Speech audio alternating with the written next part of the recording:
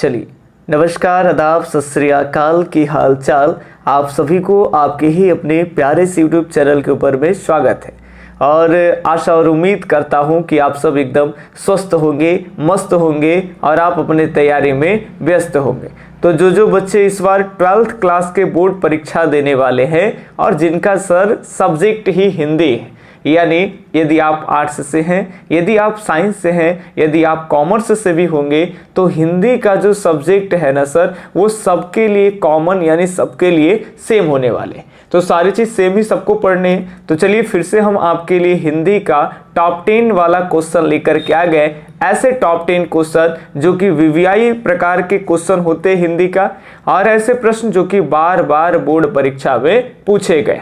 तो चलिए बिना समय बर्बाद किए हुए आज के सेशन को शुरू करें, ताकि इससे पहले हम आपको सबसे पहले बता दें कि आपका हिंदी का टॉप 10 वाला जो क्वेश्चन है उसका ये तीसरा सीरीज है। ऑलरेडी 2 सीरीज आपको इसी चैनल के ऊपर में प्लेलिस्ट में मिल जाएंगे, उसको आप देख लीजिएगा। और ये हिंदी का टॉप 10 का तीसरा सीरीज। चलिए आज के सीरीज को शुरू करें और आपके सामने ये रहा कुछ पहला इस तरह से प्यारा सा प्रश्न आपके सामने है। जायसी के पिता का नाम क्या था? बताइए। ऑप्शन आपके सामने दिख पा रहे हैं कि जायसी के पिता का नाम क्या है। ऑप्शन 1 है मलिक शेख ममरेज, दूसरा है शेख परवेज, तीसरा है शेख मोहम्मद और चौथा है इकबाल। फटाफट से कमेंट बॉक्स में आप अपना सही उत्तर दीजिए। ए होगा, बी होगा। ए के साथ साथ आप ए लिखेंगे या बी लिखेंगे तो साथ साथ आप ऑप्शन भी लिख देंगे, तो मेरे लिए ज़्यादा चीज़ें ठीक होता है। क्योंकि जब हम बाद में भी होते हैं ना, तो उसके हिसाब से हम ये देख लेते हैं कि आपका कमेंट सही है या गलत है। ठीक है, वो लिख सकते हैं, या फिर आपका ए बी आप अपने कॉपी में लिख लीजिएगा और लास्ट में हमें बताइएगा स्कोर करके। सर आप जो 10 क्वेश्चन कराएं उसमें से मेरा 7 सही है, ये 8 सही है, ये 9 सही है, 10 में 10 सही है, या 10 में 10 खराब है। तो आप जो भी होगा ईमानदारी से आप अपना जवाब जरूर देंगे। चलिए अब हम देखें जायसी के, अगर हम पिता के नाम अगर जाने, जायसी जिनके बारे में आप जानते होंगे, जिनको कहते हैं मलिक मोहम्मद जायसी, ये ध्यान रखेंगे। मलिक मोहम्मद जायसी नाम सुने होंगे आप। इनके जो पिता हैं उनका नाम है मलिक शेख ममरेज, याद रखेंगे। इनके पिता का नाम क्या है? मलिक शेख ममरेज। जायसी का नाम जैसे ही आता है मलिक मोहम्मद जायसी, इनके एक चर्चित रचनाएं आपके दिमाग जहर में आनी चाहिए, जिसको कहते हैं पद्मावत, जिसमें रतन सिंह राठौर की वो कहानी आप लोग एकदम पढ़े ही होंगे। बड़ी मजेदार कहानी है चित्तौड़ की। चलिए ये ध्यान रखेंगे, पहला का ये ऑप्शन सही है, मलिक शेख ममरेज। ठीक है, चलिए अब हम सेकंड प्रश्नों की अगर बात कर ले। ये रहा, कितना सौभाग्य है कि इन्हीं से फिर एक प्रश्न आ गया। चलिए आपको बताना है इनमें से जायसी की कौन सी रचना है। आपको एक रचना चूज करना है इनमें से, जो मलिक मोहम्मद जायसी जिनको कहते हैं। ठीक है, शॉर्ट में यहाँ लिखा हुआ है जायसी। तो जायसी की कौन सी रचनाएं है? क्या छपय है, दूसरा कड़बक है और तीसरा कवित और चौथा है आपका पद। एक आपको जल्दी से आपको जवाब देने हैं कि मलिक मोहम्मद जायसी यानी जायसी जी के इसमें से कौन सी रचनाएं हैं। फटाफट से जवाब दीजिए, कौन सा ऑप्शन एकदम सही होगा। बिल्कुल सही जवाब की बात कर लेंगे तो आपको इसमें पढ़ने भी हैं। कड़वक जो है वो याद रखेंगे जायसी जी के रचना है। तो ये रहा आपका दूसरा का बी ऑप्शन, एकदम राइट है। चलिए आज हम आपका बहुत कम समय लेकर के जल्दी चीज़ों को ख़त्म करेंगे, लेकिन आप ध्यान जरूर रखिएगा कि कौन से चीज़ों में हम टिक लगाएं। चलिए ये रहा सेकेंड के बी ऑप्शन, जायसी के याद रखेंगे कड़बक। ठीक है, चलिए आगे रामधारी सिंह दिनकर। रामधारी सिंह दिनकर जी की जो रचना है वो आपको बताने हैं। अर्धनारीश्वर है या फिर रोज है, ओ सदा नीरा या फिर जूठन। बताइए कौन सी रचनाएं जो है वो रामधारी सिंह दिनकर जी का है। फटाफट से बताएंगे, रामधारी सिंह दिनकर जी का कौन सी रचना है? क्या अर्धनारीश्वर है, रोज है, ओ सदा नीरा है या फिर जूठन है? फटाफट से बताइएगा। जूठन की बात कर ले तो जूठन जो है अगर पढ़े होंगे तो याद करिए, ये ओम प्रकाश वाल्मीकि के है। याद रखेंगे ओम प्रकाश, ये ओम जो है ना वो एकदम झूठा है। याद रखेंगे झूठा है, जूठन है, किसी तरह से सटा लीजिएगा। अगर देखिए प्रकाश के साथ अगर उदय रहे ना, उदय सनराइज समझते होंगे आप लोग। सवेरा जब निकलता है, उदय होता है सूर्य, तो उस टाइम में आप समझिए प्रकाश तिरछे पड़ते हैं। याद रखेंगे, प्रकाश हालांकि उस समय सीधे पड़ेंगे पूरब से, लेकिन आप समझ जाइए कि अगर उदय हुआ ना तो उदय प्रकाश क्या पड़ता है, तो तिरछा पड़ता है। तो याद रखेंगे उदय प्रकाश जो लेखक हैं वो तिरछ के राइटर, ठीक है, ये याद रखेंगे वो तिरछ के लेखक हैं। और अगर आपसे कहेगा ओम प्रकाश तो समझ जाइएगा ये ओम ओम सब लोचा है सर, ये ओम झूठा है। तो याद रखेंगे अगर ओम प्रकाश रहेंगे तो झूठा और उदय प्रकाश रहेंगे तो याद रखिएगा क्या हमने बताया, प्रकाश तिरछा पड़ता है तो तिरछ हो जाएगा। ठीक है, चलिए वो सदा नीरा आप लोग जानते ही होंगे, जगदीश चंद्र माथुर जी के ये है। और रोज रोज की अगर बात कर ले तो शॉर्टली हम इनको आगे बोलते हैं ऐसे सच्चिदानंद हीरानंद, पढ़े ही होंगे इनके बारे में। चलिए तो अगर सही सही बात कर लेंगे तो रामधारी सिंह की जो रचनाएं हैं वो है आपके अर्धनारीश्वर, ये याद रखेंगे अर्धनारीश्वर किनकी रचना है, तो रामधारी सिंह की। ठीक है, चलिए आप ऐसे भी याद रख सकते हैं, यहाँ पे भी धारी है, ऐसे माने ये सब शॉर्टली है जो आप भुतला भी सकते हैं कभी भी। रामधारी सिंह, धारी ये नारी, याद रखेंगे नारी धारी धारी नारी। ठीक है, रामधारी सिंह सही जवाब हो जाएंगे आपके। तो तीसरा का ए ऑप्शन गुरु राइट है। अब हम बढ़ते हैं अगले प्रश्न की ओर। तो अगला प्रश्न भगत सिंह से है। ये प्रीवियस जो हम आपको सीरीज चलाए थे उससे एक क्वेश्चन लिए हैं, ताकि हम ध्यान रहे कि पिछले का जो सीरीज का क्वेश्चन आप भूल तो नहीं जाते हैं, इसीलिए एक दो प्रश्न हम रिपीट के लिए ले लेते हैं। चलिए ये क्वेश्चन भगत सिंह से है, सब लोग जानते हो भगत सिंह का जैसे ही नाम आता है रोआ रोआ खड़ा हो जाता है। चलिए भगत सिंह किस विचारधारा की चिंतक थे? क्या समाजवादी के चिंतक हैं, पूंजीवादी के चिंतक हैं, या फिर सामंतवादी के हैं, या फिर अधिनायकवादी के हैं? तो बिल्कुल सही जवाब के अगर हम और बढ़े तो भगत सिंह जो थे ना सर वो समाजवादी विचारधारा के थे। तो आपका ए ऑप्शन ही सही हो जाएगा। इनका जन्म 1907 ईस्वी में हुआ था भगत सिंह का।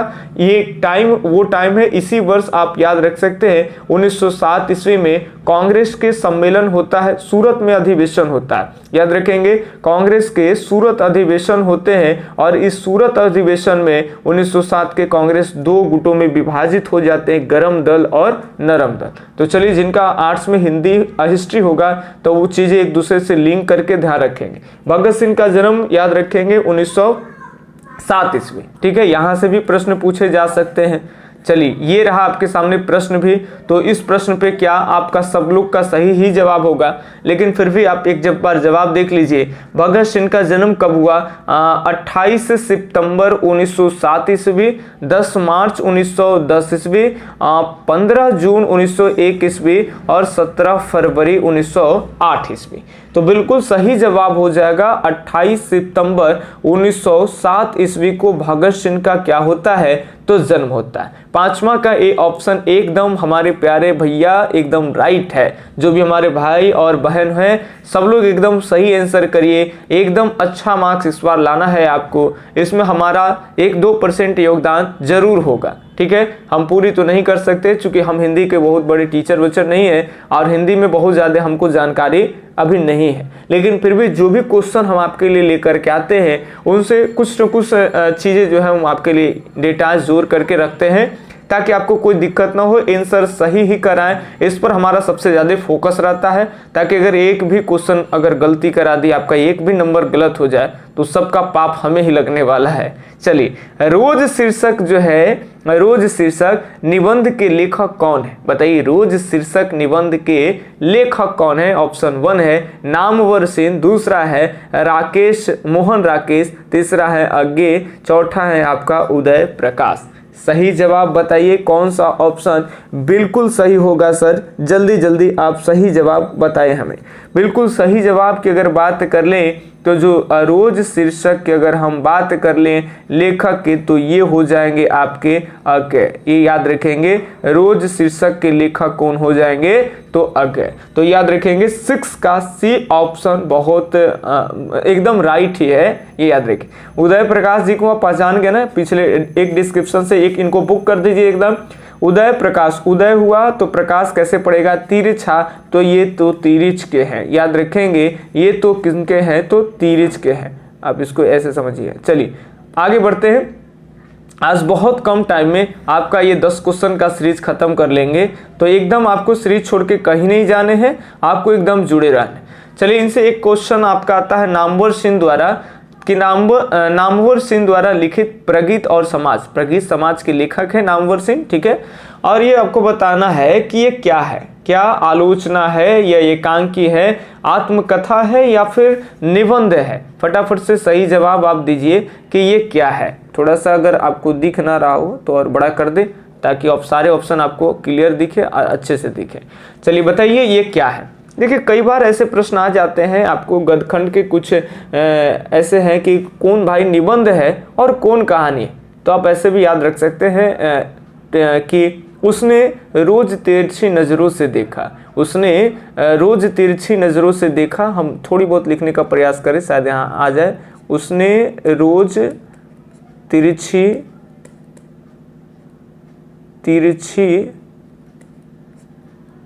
नज़रों, चलिए थोड़ा सा लिखने में छोटा स्क्रीन होता है तो प्रॉब्लम होता है, आप लोग थोड़ा सा मैनेज करिएगा। उसने रोज तिरछी नज़रों से देखा, या देखी भी कर सकते हैं, लड़की हो तो देखा कर लीजिएगा और लड़के होंगे तो देखी कर लीजिएगा, ठीक है। चलिए आप अपना समझ जाइएगा। चलिए उसने रोज तिरछी नज़रों से देखा, ये जो लाइनें हैं ना ये पूरी की पूरी याद रखेंगे। ये सारा का सारा कहानी है। उसने कहानी है आपका, रोज कहानी है, तिरछ आपका कहानी, ये याद रखेंगे। 3 आपका गदखंड में जो 12th क्लास के हैं इसमें ये कहानी है। उसने यानी उसने कहा था, रोज समझ रहे हैं आप, और ये आपका तिरछ, ये आपके तीनों की तीनों क्या है, कहानी। तो बाकी जो है ना वो निबंध है। जैसे निबंध में भी कुछ है कि उसने रोज तिरछी नजरों से देखे, अरे उसने रोज तिरछी नजरों से देखे, अब आते आधा एगो सदा निरा प्रेम की। आप गुनगुना लीजिएगा, हमको उतनी अच्छी गाना गाने नहीं आता है, लेकिन फिर भी एक प्रयास है कि उसने रोज तिरछी नज़रों से देखी, बात आधा एगो सादा नीरा प्रेम की। बात आधा यानी बातचीत, बात आधा एगो एक पत्र और लेख जो है वो भी आपका निबंध है। बात आधा एगो सादा नीरा का मतलब समझ रहे हो ना, ओ सदा नीरा, ये भी आपका क्या है, निबंध है, ठीक है। तो बात आधा एगो सादा नीरा प्रेम की, प्रगीत और समाज वाली जो बात है ये भी आपका क्या है, निबंध है। तो आप ऐसे याद कर सकते हो, बड़ा इजी सा ट्रिक से कहिएगा तो कभी कमेंट बॉक्स में हम आपको लिख देंगे। आराम से 1-2 बार रास्ता चलते गुनगुना लीजिएगा, तो इस पे जोर देने की जरूरत नहीं होगी कि कौन कहानी कौन निबंध है, ठीक है, ऐसे ही हो जाएंगे। तो बात आधा एगो सादा नीरा प्रेम की यानी प्रगीत और समाज आपका क्या है, तो ये दूसरी लाइनें निबंध की, और पहली लाइनें जो उसने रोज तिरछी नजरों से देखी वो कहानी को। तो 7 का डी ऑप्शन एकदम जनाब राइट है। तो चलिए 7वां का डी ऑप्शन सही। अब हम बढ़ते हैं 8वें नंबर प्रश्न के ऊपर। आप जरूर अपना लिखिएगा कि सही कौन है गलत कौन है, ठीक है। गलत नहीं लिखना है सर, ए भी लिखिएगा सही वाला जो आपको इच्छा लगे। बताइए, हंसते हुए अकेलापन, ये तो याद ही होगा, लगभग बच्चे सभी सही कर पाएंगे। हंसते हुए अकेलापन जो है इसके लेखक हैं, बताइए, भरत सिंह श्रीवास्तव जिनको हम मल्यस कहते हैं, दूसरा है आपके दिनकर साहेब, चौथा है आचार्य रामचंद्र शुक्ल, और चौथा है आपका मोहन राकेश। कौन है आपके हंसते हुए अकेलापन? आप सब जानते हो हंसते हुए अकेलापन जो है वो एक डायरी है, वो ये क्या है, डायरी है। और इसके लेखक जो है वो है आपका भरत श्रीवास्तव, शॉर्टली इनको बोलते हैं मल्ल्याज, याद रखेंगे, मल्ल्याज जी भी हम बोलते हैं। तो ये हंसते हुए अकेलापन जो डायरी है उनके ये क्या है, तो लेखक है। ये गदखंड, एक बार और बता दें कि कई बार लेखक सुनते होंगे और कई बार ये कवि। कंफर्म बता दें कि अगर आप कोई भी पद खंड की रचना किए होंगे, ये याद रखेंगे, कविता श्लोक फॉर्म में जिनके चीजें हैं, कविता की रचना है, तो उनके लिए हम कवि शब्द का इस्तेमाल करते हैं। जो कहानी, निबंध, इन सब अत्र पत्र जो लिखे हैं गद्य खंड के, उनके लिए हम लेखक शब्द का इस्तेमाल हिंदी में करते हैं। तो आप बेसिक चीजें हैं जो समझ गए होंगे कि किनको लेखक, जैसे कोई मान लेते हैं तुकबंदी वगैरह मिला करके, अलंकार, तुकबंदी, ये सारा का इस्तेमाल करके भयंकर शेरो शायरी गाना लिखता है, ठीक है, तो उसमें तुकबंदी वगैरह ये सब का इस्तेमाल होते हैं, तो वो याद रखें, उनको हम कवि कहते हैं। प्यार से राइटर लोग कहते हैं क्या कवि जी, ठीक है, चलिए, उनको क्या लेखक जी नहीं कहा जाता। राइटर तो बेसिकली वो है जो थोड़ी बहुत तोड़ जोड़ के, उसमें बहुत ज़्यादा तुकबंदी वगैरह ये सब का इस्तेमाल नहीं हुआ है। ठीक है, चलिए समझ गए होंगे बेसिक सभी चीज़। चलिए 8वां का ये आपका हो गया सर, ए ऑप्शन सही है। बस 2 ही प्रश्न है, कहीं नहीं जाना है आपको गुरु, बस लास्ट के 2 प्रश्न देखते ही जाइए, जरूर आपको बेनिफिट मिलने वाला है। 9वां का प्रश्न है, मल्याज जी का जन्म कहाँ हुआ। अभी इनके बारे में आप जाने ना, चलिए बताइए ये मल्याज जी का जो जन्म है वो कहाँ हुआ।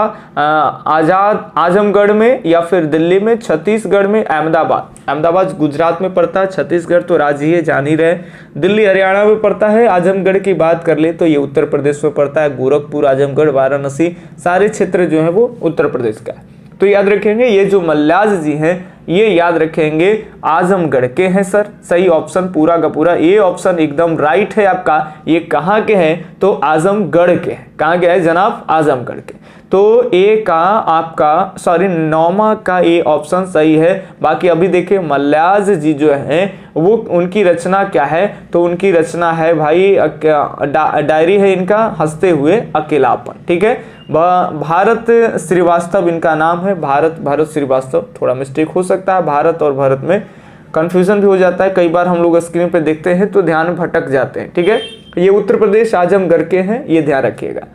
अब लास्ट है आपका आज का। हम जाते जाते उम्मीद करेंगे सारे वीडियो में जैसा उम्मीद करते हैं, आपसे एक उम्मीद हम रखते हैं, वैसे ही इस भी वीडियो में आप उम्मीद रखेंगे कि आप एकदम इसको करेक्ट करके एकदम जाना है आपको। बताइए तीरिज के लेखक क्या है। अगर आप इस सीरीज को बढ़िया से बारीकी से भी सुन रहे थे तो आराम से सही बताएंगे। तीरिज के राइटर कौन है, मल्याज है, ठीक है, भरत सिंह श्रीवास्तव, या फिर मोहन राकेश है, उदय प्रकाश है, या फिर भगत सिंह है। बताइए फटाफट से सही जवाब आपको कमेंट में बताने हैं, या फिर आपको जो है कमेंट में ना बता के आप अपने में लिखना है कि कौन सा जवाब सही हो जाएगा। फटाफट से जाएंगे। तीरिज की बात कर ले, अभी हम लोग बताएं कि तीरिज याद रखेंगे, प्रकाश जो है ना वो जब उदय होता है तो प्रकाश क्या पड़ता है सर, तिरछे पड़ता है। तो ये आपका 10वां का सी ऑप्शन एकदम राइट है। तो चलिए ये हिंदी के तीसरे सीरीज कराएं, यानी टोटल लगभग 30 क्वेश्चन, 1-2 क्वेश्चन पीछे पीछे सीरीज के मैच करते होंगे, तो एवरेज 27 से 28 प्रश्न जो है वो हिंदी को हम आपको करा दिए, एकदम सब प्रश्न अलग अलग। इसमें आप सभी सीरीज को देख सकते हैं, कोई दिक्कत नहीं। प्लेलिस्ट पे सारे सीरीज सभी चैप्टर के ओपन कर दिए गए हैं, आप आराम से उसको देख सकते हैं। बाकी जो भी आर्ट्स के कैंडिडेट होंगे, साइंस के कैंडिडेट के लिए हम नहीं बात कर रहे हैं। आर्ट्स के कैंडिडेट चाहते हैं कि आर्ट्स के और भी सब्जेक्ट, हिस्ट्री, ज्योग्राफी, पॉलिटी, जो कि उन लोगों में हम लोग बहुत दक्षता हासिल कर चुके हैं, काफी चीज की जानकारी है, तो आपको व्हाट्सएप से जोड़ के 51 रुपया में एक पेपर की तैयारी सब्जेक्टिव ऑब्जेक्टिव पूरे कंप्लीट ढंग से कराए जाएंगे। यहाँ तक कि पूरे एनसीईआरटी का एकदम क्रम से सारा कुछ डिटेल रहेगा, जिसमें हम आपको वीडियो लेक्चर्स और पीडीएफ मुहैया कराएंगे। ठीक है, 51 रुपया की राशि लेकर करके, और जब तक एग्जाम आपका फाइनल ना हो जाए तब तक कहीं से भी कुछ भी क्वेश्चन है आप व्हाट्सएप पे हम पे डाल दो, तुरंत आपको 5 से 10 मिनट में हम आपको व्हाट्सएप खोलते रहते हैं तो जवाब दे देंगे। हाँ, ऑफलाइन क्लास में रहेंगे तब जवाब ना मिले, और वीडियो वगैरह बनाते रहे तब जवाब ना मिले, बाकी टाइम में खाली में हम आपको जवाब देते रहते हैं। और सबसे बड़ी चीज कि हम लोग के पास 8-10 साल का ऑफलाइन में पढ़ाने का एक्सपीरियंस है। हम लोग कोई यूट्यूबर नहीं है आर्ट्स के पेपर को लेकर के। ठीक है, हम लोग किसी तरह से व्यूज पाने के लिए वीडियो ये नहीं कर लेते हैं कि भाई कुछ भी उठा करके बना लो, 10 गो ऑब्जेक्टिव चला दो और ए बी खाली लगा दो। आप देख पाते होंगे कि शायद हिंदी में ही हम आपको कम डिस्क्रिप्शन दे पाते हैं, बशर्ते अगर history, geography, polity, sociology, psychology सब का अगर क्वेश्चन आ जाए तो उसको निचोड़ करके रख देते हैं। तो चलिए आप इसके लिए हमारा व्हाट्सएप नंबर नोट कर सकते हैं, आप पढ़ने के लिए 8825376551 कॉल भी कर सकते हैं, व्हाट्सएप भी कर सकते हैं। मिलते हैं अगले वीडियो लेक्चर्स में, लेकिन जाते जाते जनाब आप अपने मित्रों के पास जरूर आप वीडियो को शेयर कर दीजिए। सब्सक्राइब मत करिए, कोई दिक्कत नहीं है, लेकिन उन विद्यार्थियों तक वीडियो को शेयर कर दीजिए ताकि आपके मित्र को भी लाभ मिल सके और कुछ हमारा भी भला हो ही जाए। चलिए बाकी मिलते हैं अगले वीडियो लेक्चर्स में, तब तक के लिए धन्यवाद। जय हिंद, अल्लाह हाफिज, आपका दिन शुभ हो, राधे राधे।